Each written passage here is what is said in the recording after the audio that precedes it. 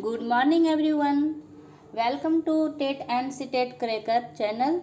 जैसा कि आप लोग को पता है कि अभी हम लोग क्लास 5 एनसीईआरटी बुक ईवीएस का 11 चैप्टर को डिस्कस करने वाले हैं, क्योंकि हमारे चैनल पर अभी 1 to 5 का ईवीएस एनसीईआरटी बुक्स का सीरीज चल रहा है।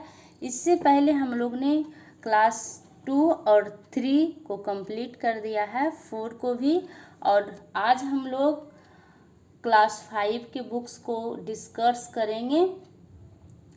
आपको मैं बता दूं कि इसमें टोटल 22 चैप्टर्स है, जिसमें 11 चैप्टर को मैं इस वीडियो में करूंगी और 11 चैप्टर को सेकेंड वीडियो में डिस्कस करूंगी। ये ईवीएस बुक जो है सीटेट पेपर 1 के लिए बहुत हेल्पफुल होता है। तो फिर चलिए हम लोग स्टार्ट करते हैं। फर्स्ट चैप्टर है कैसे पहचाना चींटी ने अपने दोस्त को, है ना। कैसे पहचाना चींटी ने दोस्त को। तो कैसे पहचानता है चींटी दोस्त को, उसके बारे में हम लोग डिस्कस करेंगे, क्योंकि हम लोग भी अपने घर में देखते हैं कि चींटी, अगर एक चींटी एक रास्ता से जा रहा है तो उसके पीछे पीछे ढेर सारे चींटी वही रास्ता से गुजरता है। तो हम लोगों को भी आश्चर्य होता है कि वो रास्ता भूलता नहीं है, वो लाइन से क्यों जाता है, आखिर उसके पीछे कोई तो ज़रूर कारण है। तो वही सारे कारण को आज हम लोग पढ़ेंगे, और ये हम लोग के लिए भी जानना बहुत इंटरेस्टिंग होगा कि हम लोग अपने घर में भी इसको देखते हैं। ठीक है, तो देखिए, जानवरों में देखने, सूंघने और सुनने और महसूस करने की शक्ति होती है ना। जानवर में देखने, सुनने, सूंघने और महसूस करने की शक्ति होती है। कई जानवर मीलों दूर से शिकार को देख सकता है, तो कई हल्की आहट भी हल्की आवाज़ को भी सुन लेता है ना। जानवर अपने साथियों को सूंघ कर ढूंढ लेता है। जानवर अपने साथी को कैसे ढूंढता है, तो सूंघ कर ढूंढ लेता है। चींटियां चलते समय जमीन पर कुछ ऐसा गंध छोड़ती है जिसे सूंघकर पीछे आने वाली चींटियां को रास्ता मिल जाता है। अब हम लोग को पता चल गया कि हम लोग अपने घर में देखते हैं कि कई बार चींटियां जो है लाइन बनाकर जाती है। तब हम लोग को आश्चर्य होता था कि ये कैसे लाइन बनाकर जाती है। तो इसका कारण यही है कि आगे आगे चलने वाली जो चींटी होती है वो एक प्रकार का गंध छोड़ती है, जिसको सूंघकर पीछे वाली चींटी वही रास्ते पे चलती है। ठीक है, कुछ नर कीड़े मकोड़े अपनी मादा कीड़े की गंध से पहचान लेते हैं, है ना। कुछ नर कीड़े जो होते हैं वो अपनी मादा कीड़ों को कैसे पहचानता है, तो वो गंध से, उसका जो गंध होता है उससे पहचान लेता है। नेक्स्ट है मच्छर। ये भी हम लोग को जानना जरूरी है। मच्छर हमारे शरीर के गंध, खासकर पैरों के तलवों की और हमारे शरीर की गर्मी से ढूंढ लेता है। मच्छर हमें कैसे ढूंढ लेता है, तो शरीर के गंध, खासकर पैरों के तलवों की और हमारे शरीर की गर्मी से ढूंढ लेता है। तो हमारे पैर के जो तलवे होते हैं उसके गंध से और शरीर की गर्मी से वो हमें ढूंढ लेता है। रेशम का कीड़ा अपनी मादा की गंध, रेशम की जो कीड़ा होती है वो अपनी मादा की गंध को कई मीटर की दूरी से पहचान लेता है। ये कई किलोमीटर की बात कर रहा है कि रेशम का कीड़ा जो होता है अपनी मादा कीड़ा की गंध को कई किलोमीटर दूर से ही पहचान लेता है। बताइए, इसकी जो पहचानने की शक्ति है वो बहुत ज़्यादा होता है ना। तभी ये कई किलोमीटर दूर से ही पहचान लेता है। सड़कों पर कुत्तों की भी अपनी जगह बटी होती है। आप अपने घर के आसपास देखते हैं कुत्ता, तो उसका भी अपनी जगह बटी हुई होती है। एक कुत्ता दूसरे कुत्ते की मलमूत्र की गंध से जान लेता है। कैसे जान लेता है कि यहाँ जो आया हुआ कुत्ता है वह बाहर का कुत्ता है, या तो फिर यहाँ कोई बाहर का कुत्ता आया है, तो वो उसका मल मूत्र गंध जो होता है उससे वो पहचान लेता है। अक्सर हम किसी गंध से ज़्यादा परेशान होते हैं जब हमारा मन उसको गंदा मानता है। अगर हम मन बना लें तो वही गंध उतना परेशान नहीं करता है। इसको तो आप अपना घर में भी देख सकते हैं कि कोई औरत अपने बच्चे को उसके गंध, उसके मल से उतना घृणा नहीं करती है जितना कि दूसरे बच्चे से। ठीक है, तो इसको आप प्रैक्टिकल वे में भी समझ सकते हैं। नेक्स्ट पॉइंट है, पक्षियों की आँख उनके सिरे के दोनों तरफ होती है।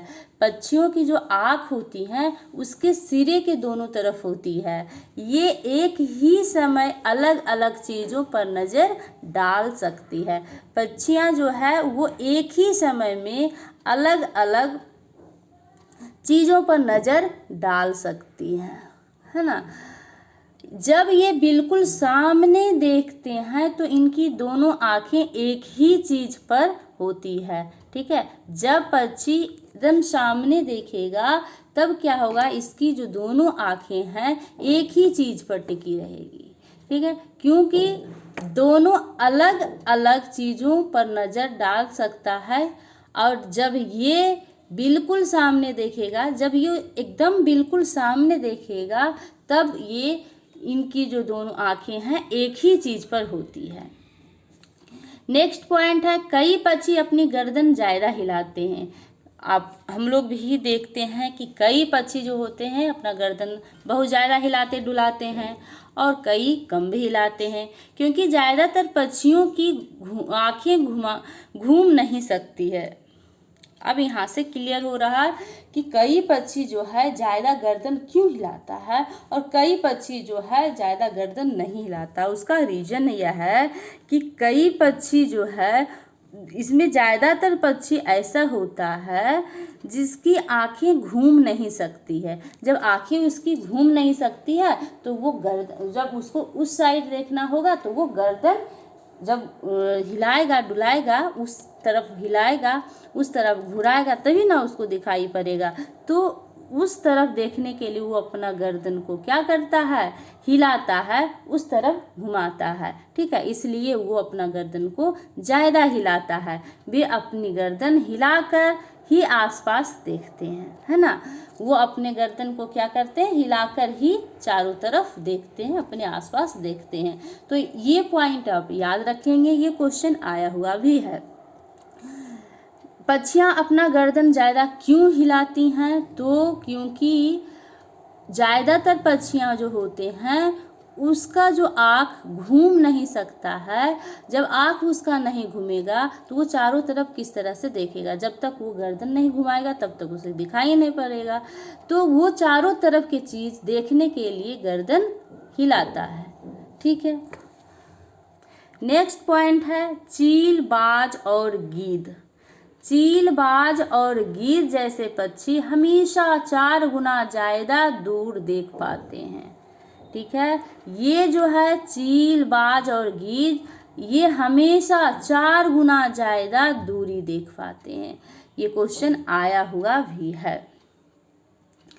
तो आप इसको ध्यान में रखेंगे। चील, बाज और गीद कितने हम जैसे पक्षी हमसे कितने गुना ज़्यादा दूर देख पाते हैं, तो 4 गुना ज़्यादा। ठीक है, जो चीज़ हमें 2 मीटर की दूरी दिखाई पड़ती है वही चीज़ उसको 8 मीटर की दूरी दिखाई दे सकती है। सीधी सी बात है कि 4 गुना हमसे ज़्यादा है, तो हम जब 2 मीटर तक देख सकते हैं तो वो 8 मीटर तक देख सकता है। नेक्स्ट पॉइंट है कि दिन में जागने वाले जानवर कुछ रंग देख पाते हैं। दिन में जो जगते हैं जानवर वो कुछ रंग को तो देख पाते हैं, लेकिन रात में जगने वाले जानवर हर चीज़ को सफ़ेद और काली ही दिखते हैं। है ना। तो दिन में जैसे कुत्ता हो गया, बिल्ली हो गया, गाय, ये सब जो है वो तो कुछ रंग को देख पाते हैं, नीला, पीला, हरा, ये सबको देख पाते हैं। लेकिन जो रात में सिर्फ और सिर्फ रात में जगते हैं वो सारा चीज़ को सफ़ेद और काली ही देखते हैं, है ना। कुछ पक्षियों के कान दिखाई नहीं देते हैं। हम लोग 4 क्लास में इसको पढ़े थे कि कुछ पक्षियों का कान नहीं दिखाई देते क्योंकि उसका कान नहीं होता, होल होता है, छेद होता है, और उसी से वो कान का काम करता है ना।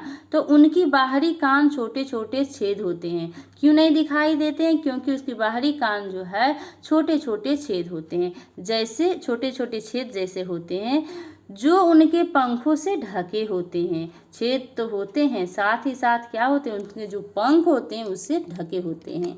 ठीक है। सांप जमीन पर कंपन को ही सुन पाता है। ठीक है ना। सांप जो है जमीन पर कंपन को ही सुन पाता है।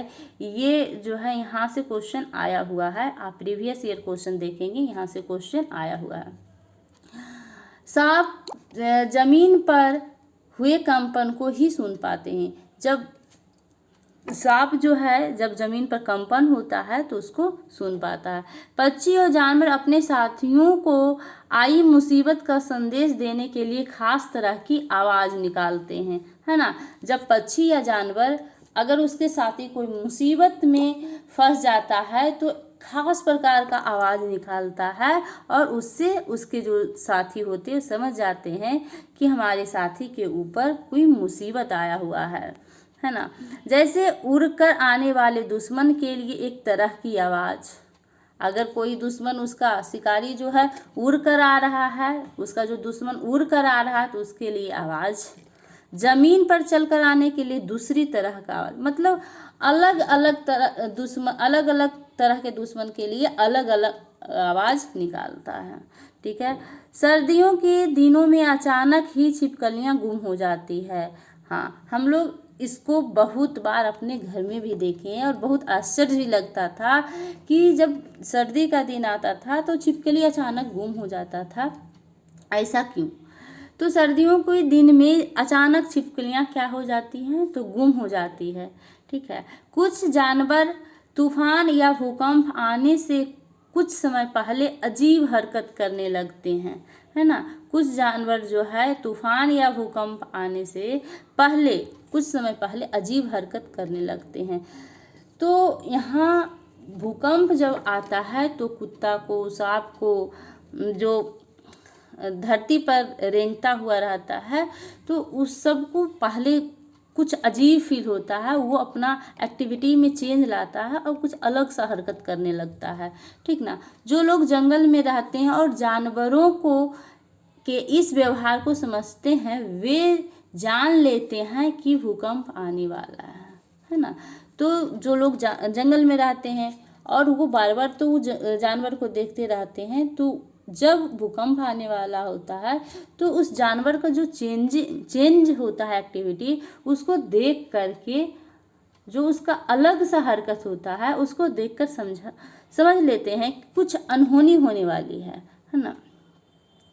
नेक्स्ट पॉइंट है 2004 दिसंबर में आए सुनामी से कुछ समय पहले जानवरों के अजीब व्यवहार और उसके द्वारा दी गई चेतावनी भारी आवाज़ों को अंडमान की खास आदिवासी जाति समझ लिए थे। तो यहाँ से क्वेश्चन इस तरह से आ सकता है कि 2004 में क्या चीज़ आया था, सुनामी या भूकंप? तो आपका आंसर होना चाहिए सुनामी। ठीक ना। कहाँ आया था? तो अंडमान में आया था, है ना। और इसे कैसे समझा गया? तो जानवर की हरकत को देखकर। किसने समझा? तो वहाँ की आदिवासी ने समझा। ठीक है। नेक्स्ट पॉइंट है डॉल्फिन। डॉल्फिन भी अलग अलग तरह के आवाज़ निकालते हैं, है ना। डॉल्फिन भी क्या है कि अलग तरह के ये भी आवाज़ निकालती है और एक दूसरे से बात भी करती है। डॉल्फिन जो है अलग अलग तरह की तो आवाज़ निकालती है, लेकिन एक दूसरे से बात भी करती है। वैज्ञानिकों का यह मानना है कि कई जानवरों की अपनी पूरी भाषा है। वाह। जैसे हम लोगों की अपनी भाषा है, उसी तरह से कई जानवर को अपनी पूरी भाषा है, ये वैज्ञानिकों का मानना है।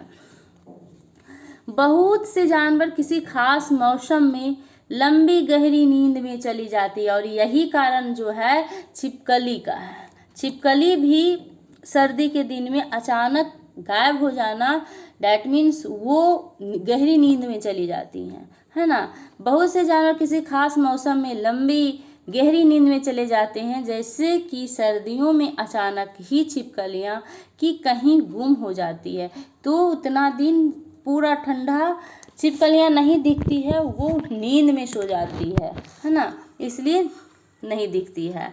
नेक्स्ट पॉइंट है स्लॉथ। स्लॉथ जो है ये भालू जैसा दिखता है। स्लॉथ कैसा दिखता है, तो ये भालू जैसा दिखता है, लेकिन इसका जो विशेषता है भालू से अलग है। पर भालू नहीं है, ये तो भालू नहीं है, लेकिन भालू जैसा दिखता है। ये दिन के करीब 17 घंटे पैरों से उल्टे सिर लटक कर मस्ती से सोते हैं। दिन के करीब 17 घंटा तक ये सोता रहता है। वो किस तरह से सोता रहता है, पैरों से उल्टा लटक कर, है ना।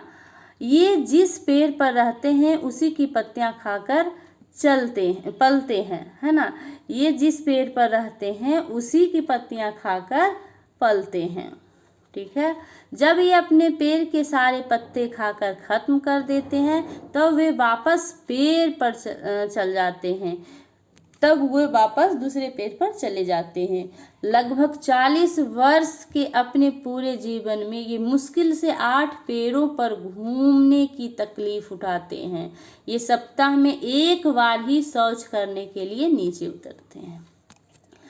यहाँ से जो इम्पोर्टेंट पॉइंट है वो क्या है कि स्लॉथ क्या है, तो ये भालू जैसा दिखने वाला जानवर है, ठीक है। इसकी विशेषता क्या है कि ये 17 घंटा तक सोता है। वो किस प्रकार से सोता है, तो पेड़ पर उल्टा लटक कर सोता है, ठीक ना। और ये जिस पेड़ पर रहते हैं उसी की पत्तियां खाते हैं। स्वाभाविक सी बात है, जिस पेड़ पर रहेगा जानवर वही पत्तियां खाएगा। जब ये अपने पेड़ के सारे पत्ते खाकर खत्म कर देते हैं तो दूसरे पेड़ पर जाते हैं। 40 वर्ष ये कितने दिन तक जीते हैं, तो 40 वर्ष तक। कितने वर्ष तक ये जीते हैं, तो 40 वर्ष तक जीते हैं।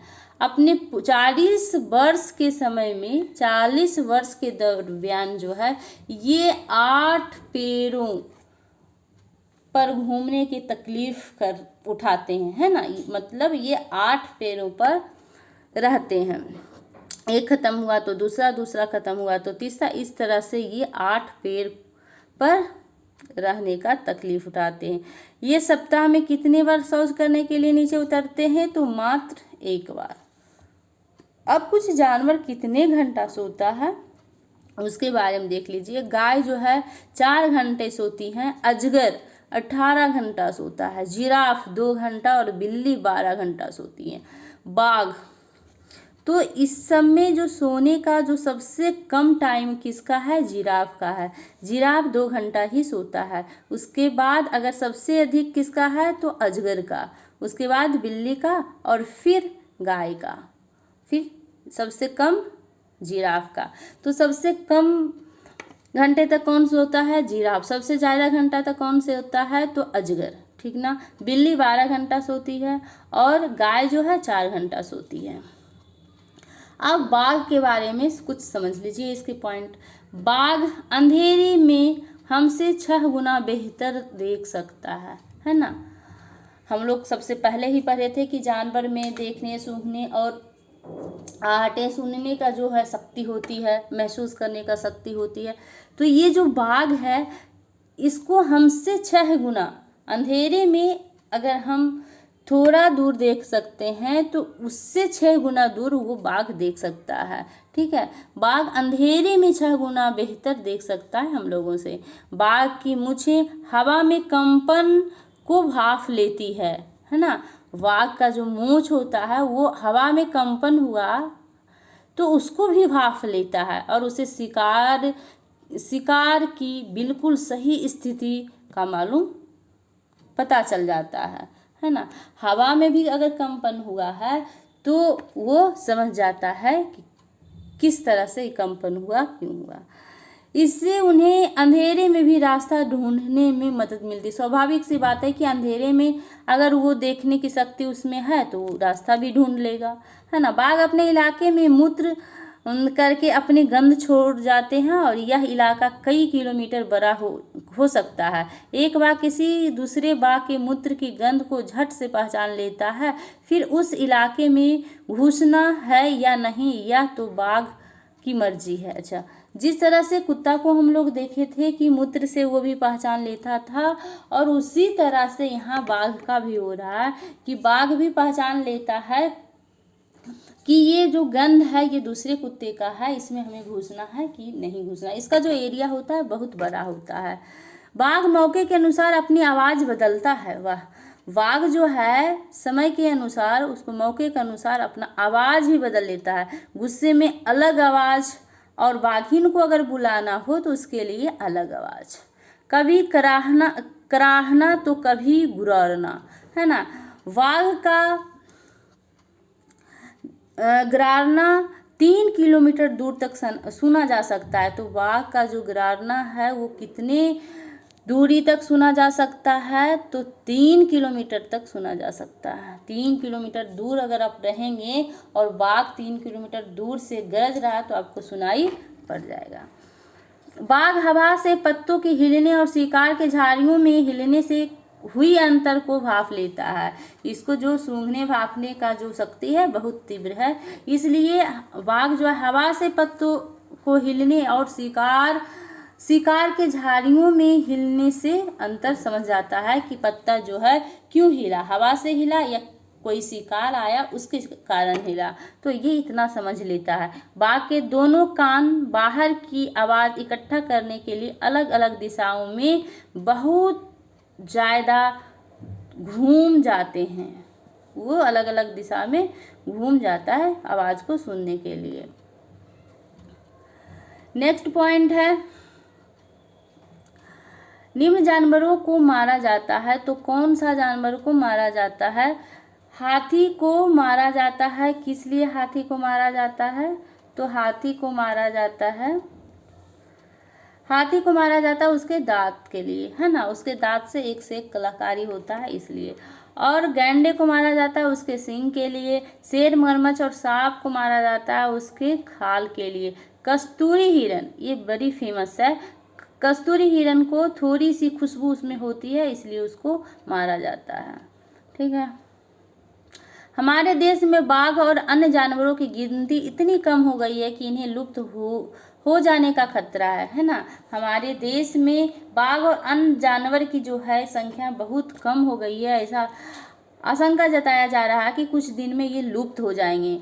हमारे देश की सरकार इन्हें बचाने के लिए बहुत से जंगलों की सुरक्षा दे रही है। जैसे अब यहाँ से क्वेश्चन उठ सकता है कि हमारे देश में जानवरों की सुरक्षा के लिए, जंगलों की सुरक्षा के लिए कहाँ की सरकार ने सुरक्षा प्रदान किया है? तो Uttarakhand Jim Corbett national park यहाँ सुरक्षित रखा गया है।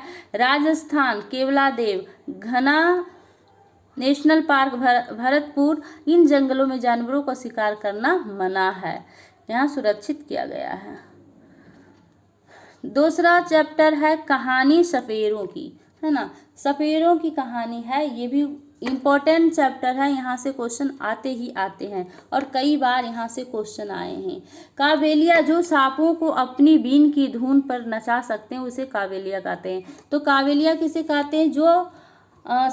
जो सांपों को अपनी धुन पर नचाता है उसे कावेलिया हम कहते हैं। नाग गुफन ऐसे डिजाइन, रंगोली, कढ़ाई और दीवारों को सजाने के लिए सौराष्ट्र, गुजरात और दक्षिण भारत में प्रयोग किए जाते हैं। तो नाग गुफन का प्रयोग किस लिए किया जाता है?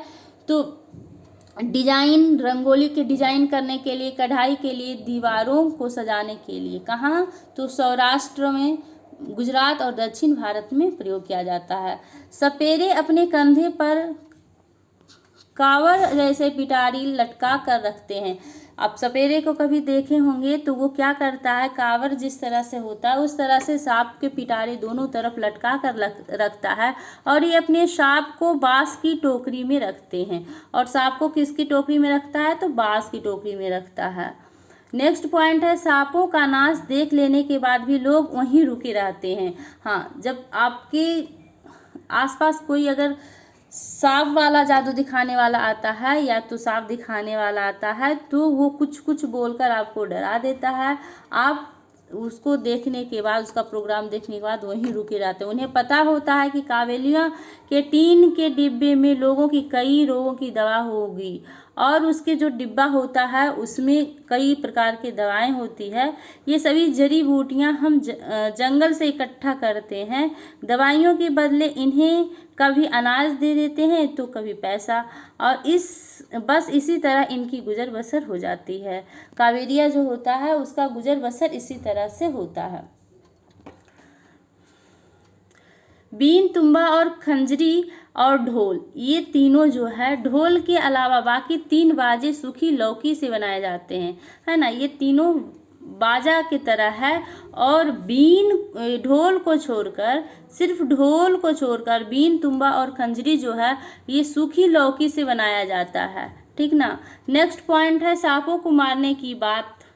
तो सांपों की मारने की बात तो दूर, ये तो कावेलिया की पूंजी है। सांपों को नहीं मारा जाता है क्योंकि जो सफेरा होता है उसकी वो पूंजी होता है और उसी से वो अपना जीवन को निर्वाह करता है, जो अपनी आने वाली पीढ़ी को सौंपते हैं। और सांपों को तो ये अपनी बेटियों की शादी में तोहफे के रूप में भी देते हैं। जो कावेलिया होता है वो अपनी बेटी को शादी में तोहफे के रूप में सांप को दिया जाता है, ठीक है। कावेलिया नाच में भी सांप जैसी मुद्राएं होती है, उसके नाच में भी सांप जैसी मुद्राएं दी जाती हैं। नेक्स्ट पॉइंट है नाग, करैत और दुबोई अफाई, ये 4 जो सांप हैं ये हमारे देश में पाए जाते हैं। कौन कौन? तो नाग, करैत और दुबोई अफाई, ये 4 सांप हमारे देश में पाए जाते हैं। और ये सांप जहरीले होते हैं, काफ़ी जहरीले होते हैं। सांप जब किसी को काटता है तो उसके 2 खोखले जहर वाले दांतों से उस व्यक्ति के शरीर में जहर चला जाता है, ठीक है। सांप जब काटता है तो उसके 2 खोखले दांत होता है जो कि जहर वाला होता है और उसी दांत से व्यक्ति के शरीर में जहर चला जाता है। इस जहर से बचने का एक ही उपाय है कि जिस व्यक्ति को सांप ने काटा है उसे तुरंत जहर को खत्म करने वाली सिरप दी जाए, ठीक ना। अगर किसी आदमी को सांप काट लिया है तो उसी का जहर के रूप में सिरप दिया जाता है। यह सिरप सांप के जहर से ही बनाया जाता है और सभी सरकारी स्वास्थ्य केंद्र में मिलता है।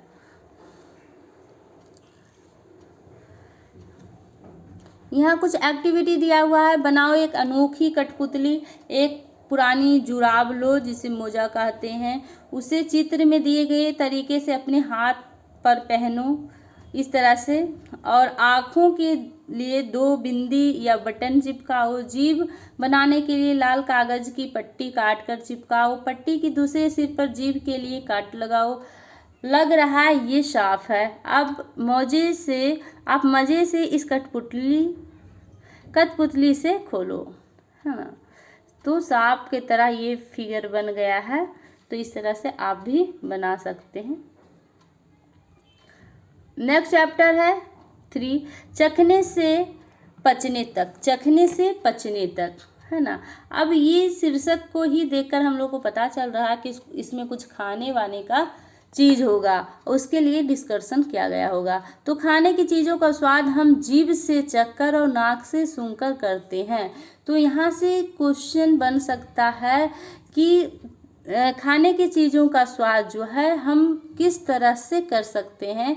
तो जीभ से चखकर और नाक से सूंघकर, है ना। हम कोई खाने वाले चीज़ को टच करके उसका स्वाद को नहीं पता कर सकते हैं। जब भी हमें उसका स्वाद पता करना होता है तो हम क्या करते हैं, चखते हैं या सूंघ कर पता करते हैं। खट्टी इमली का नाम सुनते ही मुंह में पानी आ जाता है। रियली खाना धीरे धीरे खाना चाहिए, ठीक से चबाकर 20 से 25 बार, है ना। आप खाना धीरे धीरे खाएंगे तो उसकी जो डाइजेशन शक्ति जो होगा वो सही होगा। खाना को चबा चबा कर खाना चाहिए, तभी खाना अच्छे से पचेंगे।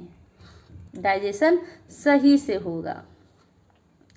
हमारे मुंह में लार भोजन पचाने में सहायता करती है। तो लार जो होता है क्या चीज़ में हेल्प करता है? तो भोजन पचाने में, है ना। जब हमें भूख लगती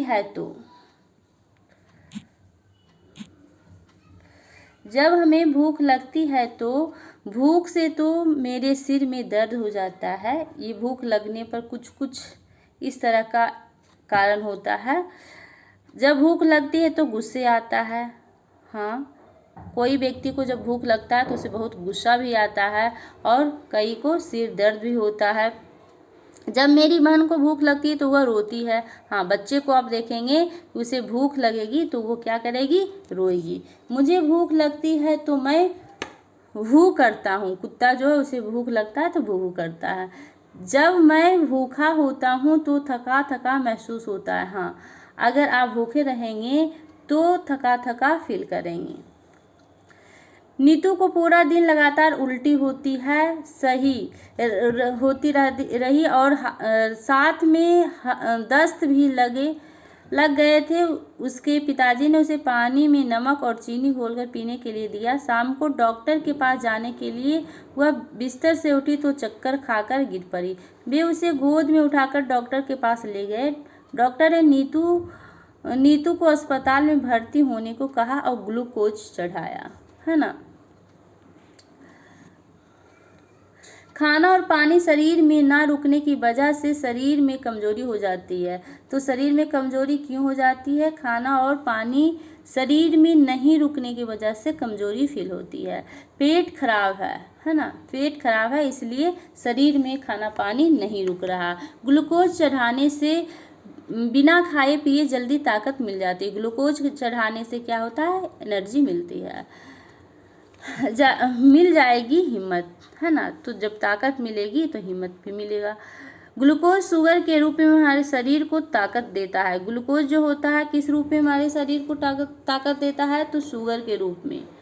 मार्टिन सन 1822 में 18 साल का था तब और बहुत तंदुरुस्त था। जब वह गोली से जख्मी हुआ तो उसे डॉक्टर बोमोट के पास ले गए। तो डॉक्टर ने मार्टिन की अच्छी तरह से मरहम पट्टी की। धीरे धीरे उसका जख्म ठीक होने लगा पर पेट का छेद नहीं भरा। लगभग 1.5 साल बाद डॉक्टरों ने देखा कि मार्टिन के पेट में एक अद्भुत खिड़की सी बन गई थी। पेट में चमड़ी ने बढ़कर छेद को ढक तो दिया था, ठीक इस तरह जैसे एक फुटबॉल का वाशर होता है। डॉक्टर ने 9 साल प्रयोग किए। एक ट्यूब से पेट में से कुछ पाचक रस निकाल लिया, फिर 10 मिलीलीटर पाचक रस में एक उबली हुई मछली के 20 बारीकी टुकड़े डालकर सुबह 8:30 बजे रख दिए। इस गिलास को उतने ही तापमान में रखा जितना आमतौर पर हमारे पेट के अंदर होता है, लगभग 300 सेंटीग्रेड। ठीक ना, हमारे पेट के अंदर कितने तापमान होते हैं? तो लगभग 300 सेंटीग्रेड। दोपहर के 2 बजे तक उन्होंने देखा कि मछली के सब टुकड़े पूरी तरह से घुल गए।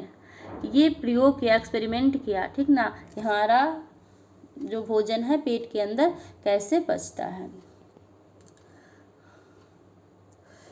यहाँ पर कुछ पॉइंट दिया है, खाने की चीज़ और पचने में लगा समय। तो अब ये सब चीज़ खाएंगे तो उसको पचने में इतना समय लगता है। उबाला दूध आप जब पिएंगे तो 2 घंटा लगता है ना। पूरी तरह उबाला अंडा जब तो 3 घंटा 30 मिनट में 3.5 घंटा में वो पचता है। इस तरह से यहाँ कुछ चार्ट तैयार किया गया है, उसको आप देख लेंगे।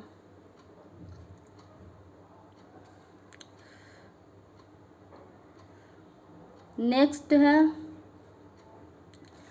फॉर चैप्टर खाएं आम 12 महीना, है ना। आम 12 महीना खाएं। तो यहाँ आम के बारे में होगा। अमन को कैसे पता आलू खराब हो गया। अमन को कैसे पता चला कि आलू खराब हो गया? तो स्वाभाविक सी बात है कि उससे बदबू आ रहा होगा। रसोई घर से खाने पीने की कुछ चीज़ें जो 2-3 दिन में खराब हो सकती है वो है दूध, दही और हरी सब्जियां। ये जल्दी खराब हो सकती है और सप्ताह भर तक खराब नहीं होने वाली जो कि है आलू, प्याज, केक महीने 1 महीने तक भी आप रख लेंगे, ये ख़राब नहीं होगा। चीनी, तेल, घी, आटा ये सब नहीं ख़राब होने वाला है। ठीक है, इस तरह से कुछ दिया हुआ है यहाँ, ये उतना इम्पोर्टेंट नहीं है। चीज़ें, घरेलू उपाय, अगर ये सारे चीज़ है तो उसका घरेलू उपाय से आप उसे स्टोर कर सकते हैं कुछ दिन के लिए। तो दूध हम लोग सभी जानते हैं कि उबालने से वो जल्दी ख़राब नहीं होता है। पके हुए चावल, अगर पके हुए चावल है तो उसे पानी में भिगो कर रख देंगे तो वो जल्दी ख़राब नहीं होगा। हरा धनिया, तो हरा धनिया को पानी में पानी कुछ कप एक कॉटन का कपड़ा लीजिए और उसको पानी में डुबोकर उसको फिर उसमें लपेट कर रखेंगे तो जल्दी ख़राब नहीं होगा। प्याज लहसुन खुले में रखिए नमी से बचाकर, ठीक है, ये ख़राब नहीं होगा।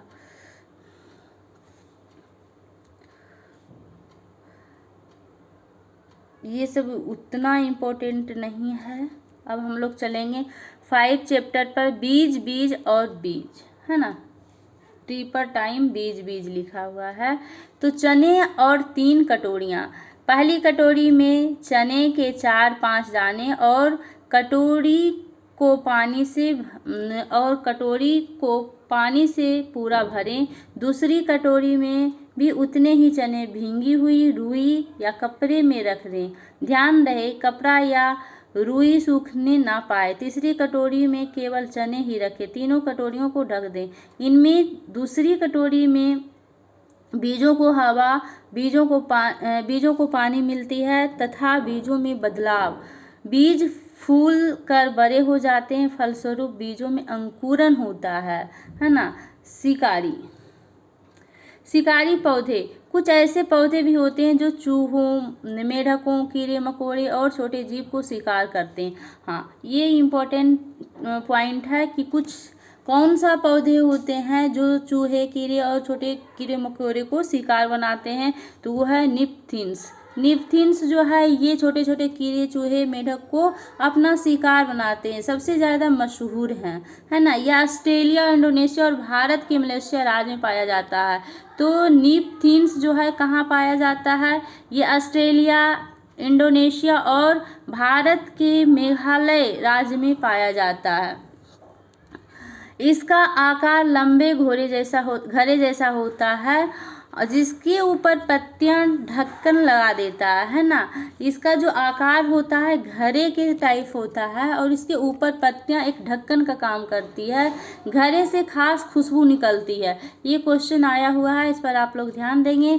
तो घरे से क्या होता है कि एक खुशबू निकलता है जिसकी वजह से कीड़े वहाँ चले जाते हैं। पौधे के ऊपर पहुँचते ही कीड़े अंदर फंस जाते हैं और बाहर नहीं निकल पाते, इस तरह से वो शिकार कर लेता है ना। तो शिकार कैसे करता है निपथिन्स का पौधा, तो ये इसका जो आकार होता है घरे जैसा लंबा होता है और वो कीड़ा मकोड़ा को आकर्षित करने के लिए एक खुशबू निकालता है। खुशबू को सूंघते ही वहाँ कीड़ा मकोड़ा पहुँच जाते हैं। जब वो कीड़ा मकोड़ा उस पर पहुँचता है तो ऊपर पत्तियाँ जो ढक्कन का काम करता है वो ढक लेता है, इस तरह से वो शिकार बना लेता है। स्विट्जरलैंड में वेलक्रो, तो स्विट्जरलैंड में जो है वेलक्रो, यह घटना 1948 का है। एक दिन जॉर्ज मेस्ट्रल अपने कुत्ते के साथ सैर से लौटे, उन्होंने पाया कि उन दोनों पर बीज चिपके हैं। इन चीज़ों को अपने कपड़ों पर चिपका देखा, वे हैरान रह गए। झट माइक्रोस्कोप निकालकर बीजों की बारीकी से देखने के लिए, बीजों में छोटे छोटे हुक थे।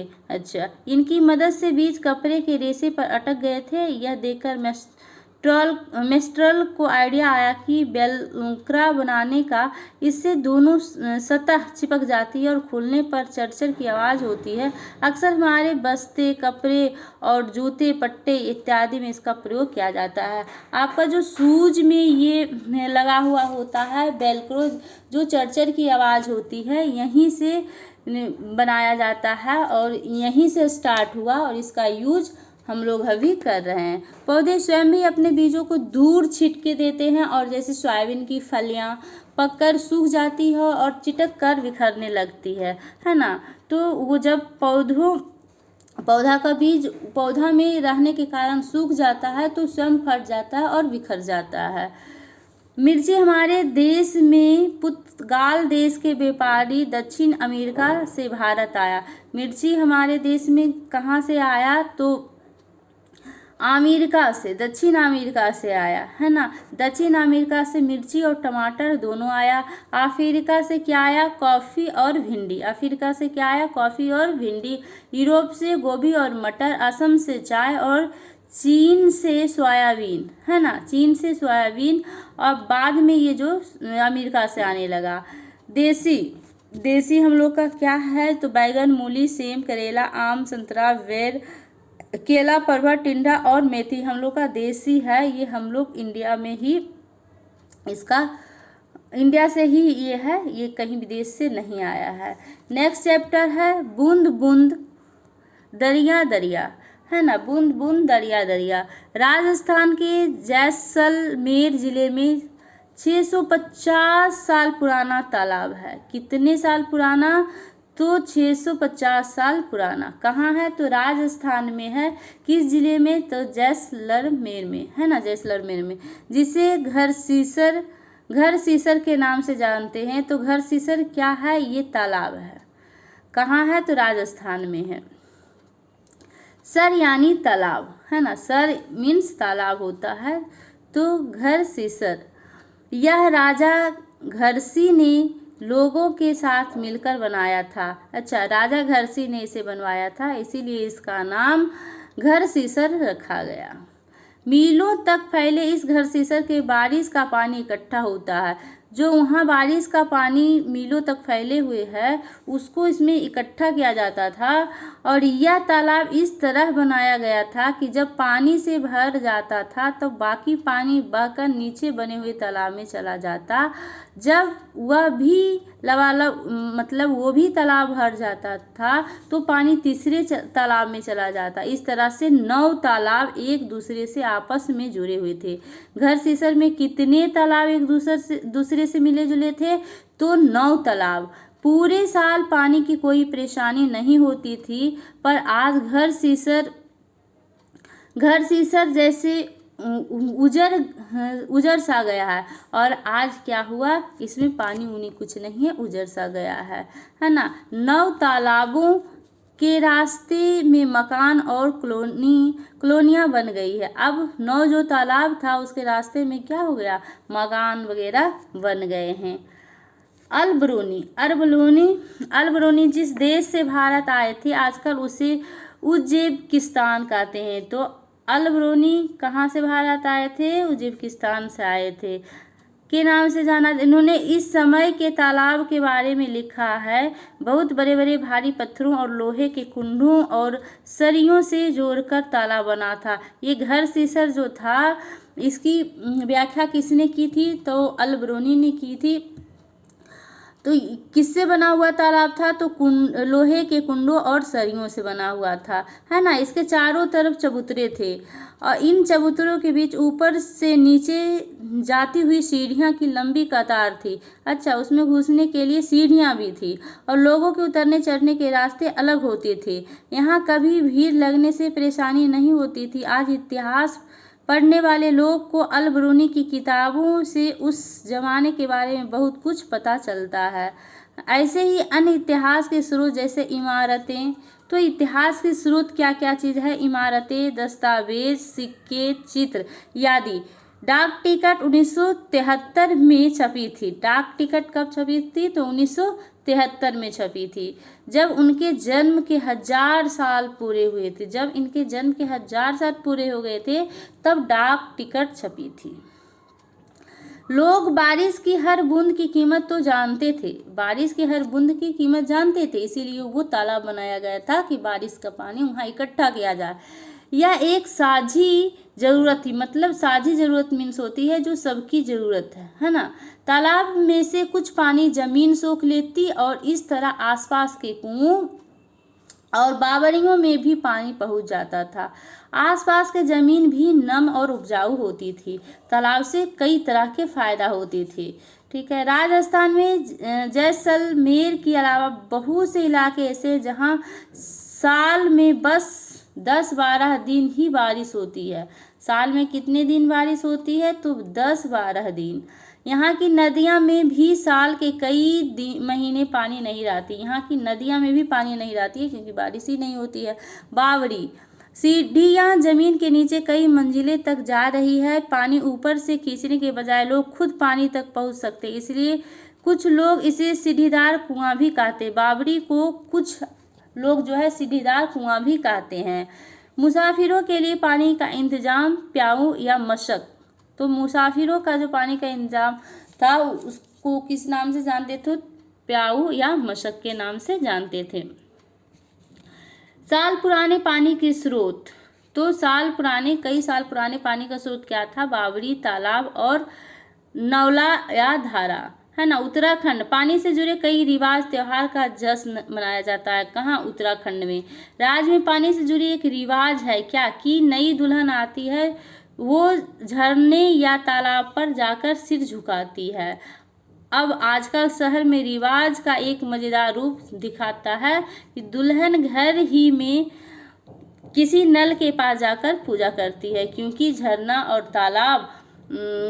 और तालाब जो है वो खत्म हो चुके हैं, तो वो क्या करती है? नल पे जाकर ही पूजा कर लेती है। नेक्स्ट पॉइंट है 1986 में जोधपुर और आसपास के इलाके में जब सूखा पड़ा था। तो जोधपुर में कब सूखा पड़ा था? 1986 में। तब भूली बिसरी बावड़ियां का एक बार फिर से याद आया। जो बावड़ियां खराब हो गए थे, खत्म हो गए थे, उसका फिर से याद आया। मोहल्ले के लोग ने मिलजुल कर बावड़ी में से 200 ट्रक से भी ज़्यादा कूड़ा निकाला। उस बावड़ी में कितने ट्रक कूड़े भर गए थे? 200 ट्रक। उसको मोहल्ले के लोग ने निकाला। बावड़ी ने फिर से प्यासे शहर को पानी पिलाया। वो उसमें फिर से पानी आ गया और सब पानी उससे पिए। इसके लिए चंदा भी मोहल्ले वालों ने ही दिया। कुछ साल बाद फिर से अच्छी बारिश हुई और पानी की परेशानी कम हो गई। और फिर बारिश हुई, उसमें पानी इकट्ठा हुए और पानी की जो परेशानी थी वहाँ के लोग के, वो कम हो गए। पर अब फिर से बावड़ी को भुला दिया गया। लेकिन फिर अब क्या हुआ? फिर से बावड़ी का वही हाल हो गया, उसमें कूड़ा करकट भर गया। तरुण भारत संघ नामक संस्था पानी के इंतजाम से जुड़ी हुई। यहाँ से क्वेश्चन बन सकता है कि पानी के इंतजाम करने से कौन सा संघ जुड़ी हुई है? तो तरुण भारत संघ। दरकी माई राजस्थान के अलवर जिले के एक गांव में रहती है। उन्होंने तरुण भारत संघ के साथ मिलकर अपने गांव में तालाब बनवाया। ठीक है।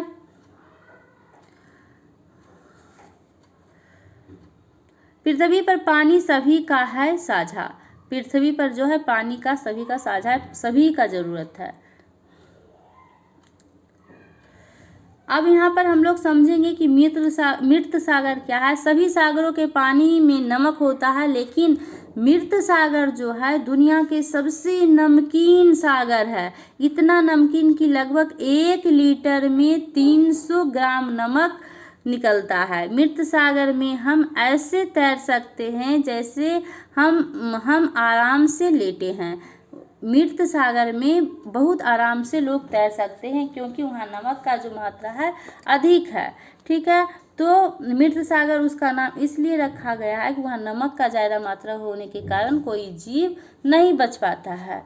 ठीक, मछली वगैरह उसमें नहीं रहता है, उसे मृत सागर। ये दुनिया का सबसे नमकीन सागर है। ठीक। डांडी यात्रा।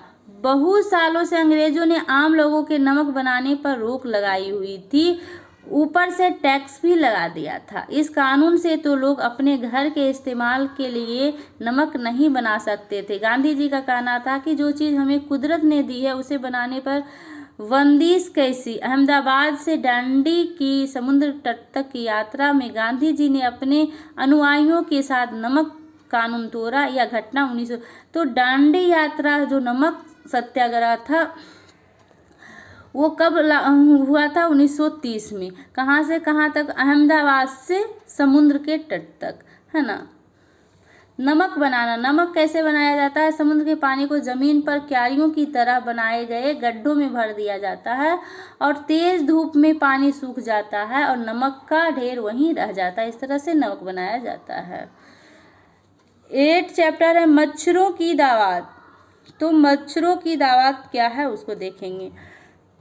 डॉक्टर मरियम स्लाइट को माइक्रोस्कोप सूक्ष्म जिसे सूक्ष्मदर्शी कहते हैं उसे देखते हुए एक माइक्रोस्कोप से एक चीज़ 1000 गुना बड़ी दिखाई पड़ती है।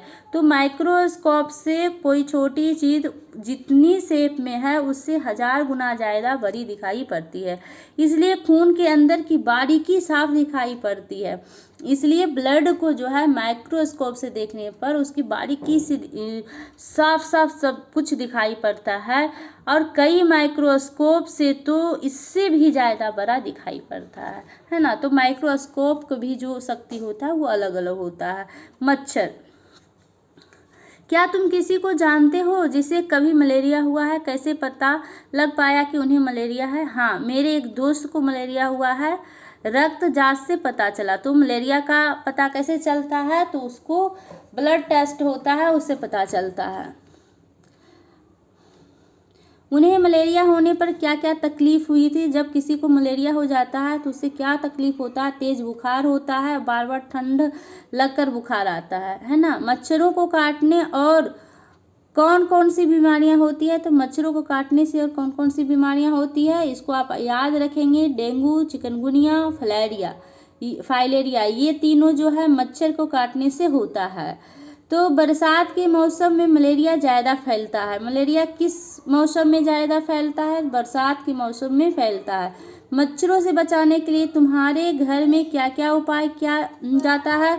अपने साथियों से भी पता करो और बचाव के लिए। तो मच्छरों से बचने के लिए हमारे घर में DDT का छिड़काव किया जाता है, और आसपास में पानी का जमाव नहीं होने दिया जाता है। सोते समय मच्छरदानी का यूज किया जाता है। यही सब उपाय किया जाता है ना। तो मलेरिया मच्छर के काटने से होता है। मलेरिया कैसे होता है? मच्छर के काटने से होता है। मलेरिया रोग की पहचान कैसे हम कर सकते हैं? तो ठंड लगकर कपकपी के साथ बुखार आना। इसकी दवाई बहुत पुराने समय से किससे बनाया जाता है? तो सिकोना पेड़ की छाल से बनाई जाती है। तो मलेरिया का जो दवाई है किसकी पेड़ की छाल से बनाई जाती है? सिकोना पेड़ की छाल से। पहले तो लोग छाल को उबाल कर और छान कर ही इस्तेमाल करते थे, लेकिन अब छाल से दवाई बनाते हैं, है ना। एनीमिया क्या है? एनीमिया आरती की रिपोर्ट के हिसाब से हीमोग्लोबिन कम से कम कितना चाहिए था? आरती के हिसाब हीमोग्लोबिन कम से कम 12 ग्राम होना चाहिए था, है ना। आरती की हीमोग्लोबिन कितने दिन में कितना बढ़ा? तो 3 महीने में 2.5 ग्राम बढ़ा। अखबार में अमोनिया से होने वाली परेशानी के बारे में लिखा है। अमोनिया से मानसिक और शारीरिक दोनों कमजोरी होती है और बच्चे कमज़ोर हो जाते हैं। अमोनिया के कारण खून में हीमोग्लोबिन की कमी और आयरन की कमी हो जाती है। अमोनिया में क्या होता है? तो खून में हीमोग्लोबिन और आयरन की कमी हो जाती है ना। 17 नवंबर 1917 दिल्ली नगर निगम के बहुत से स्कूलों में 1000 बच्चे की अमोनिया हुआ था। तो दिल्ली के सरकारी स्कूल में, नगर निगम स्कूल में किस साल अधिकांश बच्चों को अमोनिया हो गया था? तो 17 नवंबर 2017 को, ठीक ना। हीमोग्लोबिन का नॉर्मल रेंज है वो क्या है? तो 12 to 16 है। गुड़, आंवला और हरी पत्ते सब्जियां में आयरन पाया जाता है। गुड़, आंवला और हरी पत्तेदार जो सब्जियां होती है उसमें आयरन पाया जाता है। मच्छर को काटने से क्या क्या रोग हो सकता है? तो मलेरिया, डेंगू और चिकनगुनिया हो सकता है। लार्वे किसे कहते हैं? तो लार्वे किसे गड्ढे को पानी के बर्तन या टंकी कूलर को साफ रखें। हर हफ्ते सुखाए तालाबों में मछलियां छोड़े ताकि बे मच्छर के लार्वे जो होता है उसमें पतले पतले छोटे भूरे रंग से कीड़े तैरते देखा गया है। और मच्छर पानी में अंडे देते हैं, है ना। मच्छर क्या करते हैं? पानी में अंडे देते हैं, उन्हीं से ये निकले हैं और इन्हें लार्वे कहते हैं। ये जो मछली है इसको खा लेती है और मच्छरदानी का इस्तेमाल करें। जहाँ जमा हुआ पानी है उसे मिट्टी का तेल छिड़कें। मक्खियों से क्या हो सकता है, तो मक्खियों से पेट की बीमारी होती है। काई, पानी में उगने वाले छोटे छोटे पौधे जिसे काई के नाम से जानते हैं। नल के पास जो हरा हरा सा होता है, जहाँ फिसलन भी ज़्यादा होती है। मलेरिया परजीवी, मलेरिया परजीवी की खोज रोनाल्ड रोस ने की। मलेरिया की खोज किसने की, तो रोनाल्ड रोस ने की। कब की थी, तो 1902 में की थी, जिन्हें नोबेल पुरस्कार भी मिला। नेक्स्ट पॉइंट है डायरी, कमर सीधी ऊपर चढ़ो। पैरों पर चढ़ने के वक्त नाश्ते में विटामिन सी, आयरन की गोलियां के साथ गरम गरम चॉकलेट वाला दूध दिया जाता है ना। पैर पर चढ़ने के वक्त क्या क्या दिया जाता है, तो विटामिन सी और आयरन की गोलियां दी जाती है। गरम गरम चॉकलेट वाला दूध दिया जाता है ताकि ठंड से बचाव और ज़्यादा शक्ति मिले। नदी पार करने के लिए एक किनारे से दूसरे किनारे तक मजबूत रस्सा बांधा जाता है। इसे दोनों किनारों पर बड़े बड़े पिट आन खुट्टों से मजबूती से बांधा जाता है और कमर में रस्सी बांधकर उसमें स्लिंग डालकर स्लिंग को नदी पर बंधे मोटे रस्से से डाला जाता है। इस तरह से पैर पर चढ़ा जाता है। रॉक क्लाइंबिंग, तो चट्टानों पर चढ़ाई कैसे की जाती है उसके बारे में थोड़ा सा हिस्ट्री दिया है।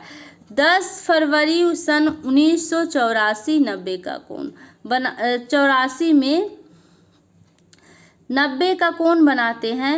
90 का कोण जब भी बनेगा तो स्ट्रेट बनेगा इस तरह से, तो सीधा। कमर सीधी, आगे नहीं झुकना।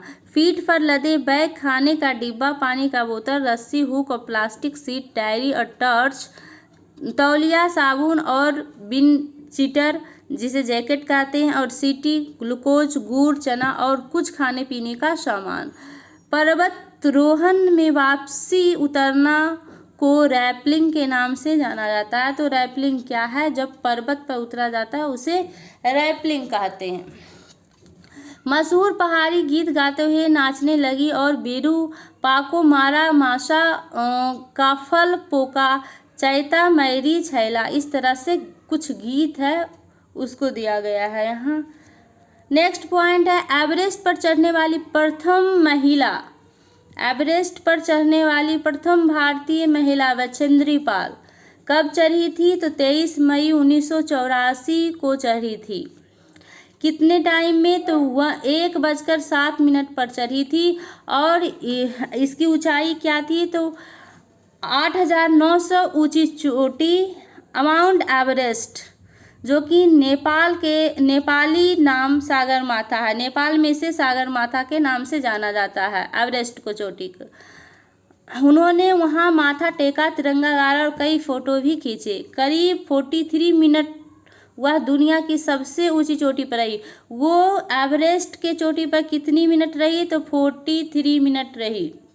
इसके साथ ही बछेंद्री पाल भारत की पहली और संसार की 5वीं महिला बन गई। वो भारत की जो है पहली महिला एवरेस्ट पर चढ़ी थी, लेकिन अगर विश्व की बात करें तो वो 5वीं महिला बनी। कौन, बछेंद्री पाल। कब चढ़ी थी, 23 मई 1984 को। एवरेस्ट की ऊंचाई कितनी है, तो 8,900 और कितने मिनट वो रही थी, तो 43 मिनट।